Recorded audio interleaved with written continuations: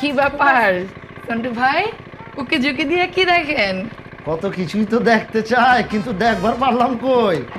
সারাদিন ক্লাব ম্লাব লইয়া থাকি, কত ব্যস্ত থাকতে হয়, বিড়ালগুলো শুকায় যাইতেছে, একটু খোঁজ খবর লইতেছি আর কি।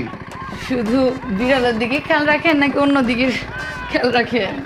অন্য কিছুর খোঁজ খবর তো লইতে চাই, কিন্তু কই সুযোগ তো পাই না, নেটওয়ার্ক তো পাওয়া যাইতেছে না। বাড়িওয়ালা হিসেবে কত কিছু দেখতে হয় না, সব কিছু ঠিক আছে তো? সব ঠিকঠাক আছে সন্টু ভাই।